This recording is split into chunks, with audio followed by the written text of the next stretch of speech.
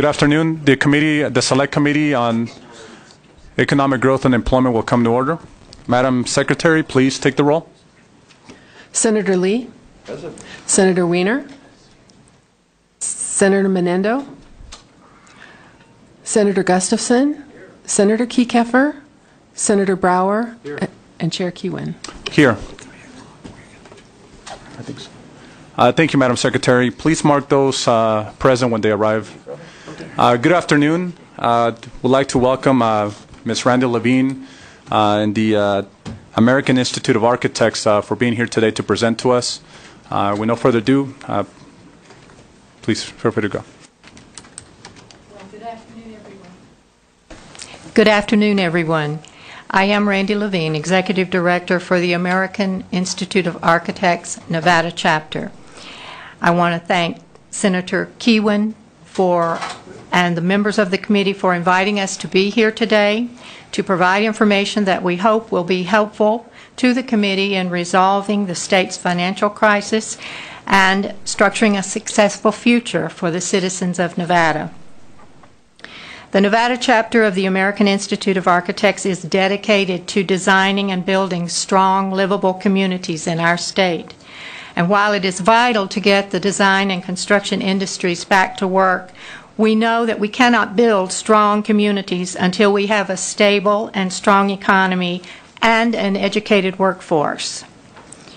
This legislature faces the most urgent and challenging task of balancing the state's budget, but perhaps even more important, to begin the essential work of structuring the future of Nevada so that we do not have to face this crisis again. Based on the work of the Nevada Stakeholders Group and the Envisioning Nevada's Future report, AIA Nevada has researched and expanded the 4 areas in which concentrated effort could provide a basis for a more diversified economy. This is what we want to share with you today. Before I begin, I'd like to introduce the representative leadership of our chapter, AIA Nevada. I'm going to ask them to stand back here.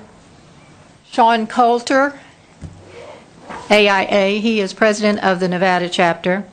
Brad Van Wert, AIA, from Reno. Max Hirschenau, from Reno also. Eric Roberts from Las Vegas, and Ed Vance. Ed is architect and a director of our Western Mountain region, and he will lead us through the Envisioning Nevada's Future illustrated PowerPoint presentation. The other members of our group are available to provide additional information and to answer any questions that you may have. So at this point, I will ask Ed to begin. Senator Kewin, members of the committee, thank you for allowing us to come to you today. I know we have short on time. I think 45 minutes is what we've been allowed. So I'll try to include 2 things in the speech, brevity and a little levity. Having said that, I would love to tell you that the PowerPoint presentation has all the answers in it for diversifying the economy and solving the budget problem that we face, but it does not. It may paint a bit of a roadmap that could give us all a little guidance in the future. Having said that, we have taken the Envisioning Nevada document, which was published last year by the state, and took it to heart. We actually read the thing. It had a lot of words and great information, but it was missing a bit on illustrations. We like pictures, so I promise you every slide you see from now on will have some pictures to it. There's an old saying, if you tell me, I will forget. If you show me, I will remember. So we'll try to do a little bit of that. Hopefully I'll engage you and we'll all learn something. Arguably, we have 2 economic engines in this state, tourism and mining. We love to think that they're going to buoy us out of this thing, but I think we have to remember that that's not going to be enough any longer. I will first say that we met with Harry Reid recently. I think a lot of the members of this group were there. Harry said, we've heard economic diversification for the last 20 years, and he said, don't forget that our our two economic engines cannot be forgotten. So we have to remember that no matter what we say today, we have to remember that anything we do has to help. We have to support tourism as well as mining. So having said that, our challenges are to diversify the economy. That was really our mission. And how do we create a more desirable quality of life for all Nevadans. Those were objectives and strategies. The strategic areas that we looked at and dissected a bit were multimodal transportation, and they included high-speed rail, cargo freight, and rapid transit. Then we tried to tackle a bit of healthcare tourism, which is all the buzz nowadays. We're going to look at a little bit of our base and what we see coming forward. And lastly, we wanted to do a bit of research on research and development. And that included technology companies, renewable energy, and biotechnology. So let's get right to it. Our first strategic area that we tackled was multimodal transportation. Infrastructure and economic growth are inextricably linked. To promote smart growth, specific modes of interconnected multimodal transportation must be addressed. Therefore, Nevada's transportation policy initiatives are critical to improving the state's overall quality of life.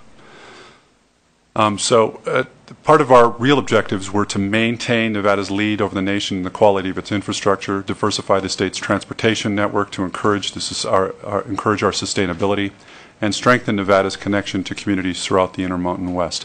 One of the things I heard one of our leaders in Las Vegas talk about is that we need to start thinking not just statewide but also regionally. And if we can partner with those states that surround us, I think we're going to make more progress when it comes to our transportation networks. Our vision included high-speed rail. There's some challenges, of course, relative to this, but I think that I think it's important that we try to look for as many opportunities to fund those kinds of things as possible.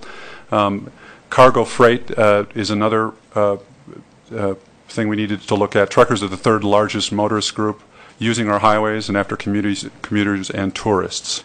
Highways carry the bulk of freight in Nevada, followed by rail and air. One of the things that I wanted to mention was that McCarran is adding 8 gates to its international terminal. We're going to be bringing in more tourists worldwide, but one of the things that we're going to be adding to McCarran is cargo coming in from all over. Once that cargo gets there, we need to transport it. So making sure that our roads connect us with the rest of the region is going to be critical. Otherwise, we're going to have a bottleneck. I'm going to go right to bus rapid transit. The vision is increased public demand for faster service throughout urban zones. We need strategic planning for those hubs and dedicated BRT routes. Funding of such projects needs to justify the program's importance. Currently, the funding of our rapid transit systems is provided solely by sales tax. However, the gas tax could be viewed as a future option. Commuter linkages, forgive me. Responding to the effects of urban sprawl, the utilization of existing rail infrastructure for commuter transport would help to supplement an ongoing transit projects in communities such as Las Vegas. The challenges are planning and zoning issues must support such adaptive reuse of this existing infrastructure. And we put together a little plan on how this could go. We worked with RTC on this.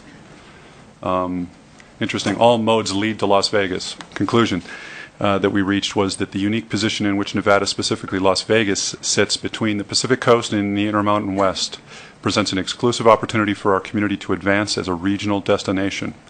By centering a variety of transportation linkages in Las Vegas, our economic and civic well-being will be forever integrated within the long-term success of our region.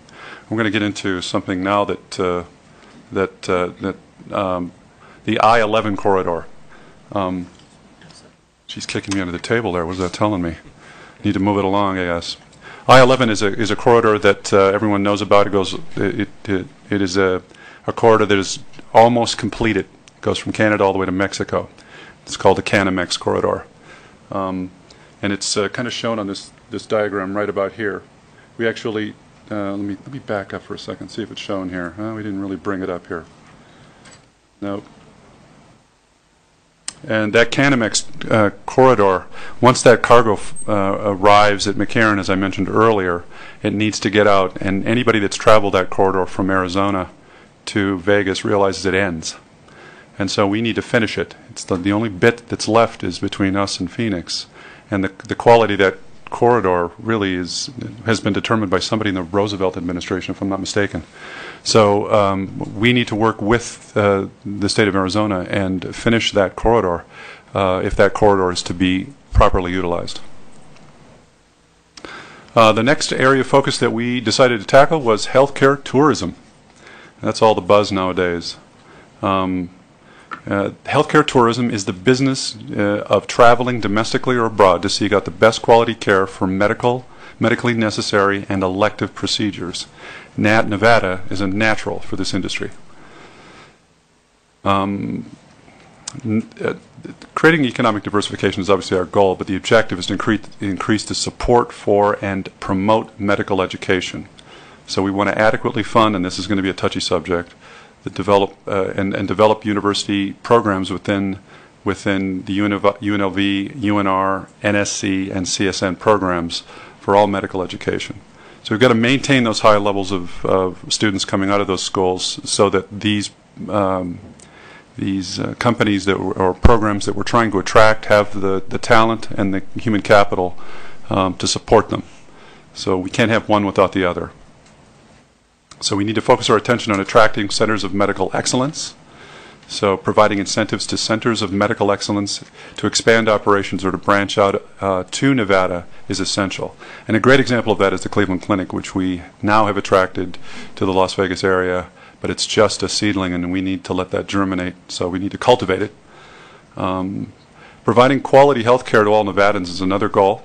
The existence of such centers of excellence will automatically provide high-quality health care to Nevadans without really working too hard.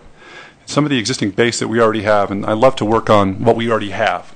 Lou Rovaux Center for Brain Health was finished just last year, year before, and it will serve as a catalyst for other Cleveland Clinic components. And it is perhaps our greatest opportunity for other centers of medical excellence in that area. We also have the University of Nevada School of Medicine here in Reno, and it's providing that valuable human capital for the future growth of that industry. We also have Toro University with over 1,500 students providing a wide range of degree programs in allied health sciences and education. Many of these programs are the first of their kind in the state of Nevada, so we should be very proud of this. Nevada Cancer Institute, which came to Vegas almost 10 years ago, is already on their 4th expansion. Again, a perfect example of a great base for healthcare excellence. We have the Whittemore Peterson Institute for Molecular Medicine located in Reno. This new facility will be the first new life sciences building constructed at the medical school in nearly 30 years. And this is a great example of buildings that put architects and engineers and contractors and suppliers and manufacturers back to work. So I want to kind of put a point in here that when architects are busy, so is the rest of the country, really. Because once we get started, we put engineers to work, we put contractors to work, then the suppliers and the manufacturers come into work. I think I'm starting to beat a drum here, but it starts to make a great deal of sense. So this project, once it gets going, is going to put a lot of folks back to work. And that's really what we're here for today, is to give you ideas on how to put people back to work.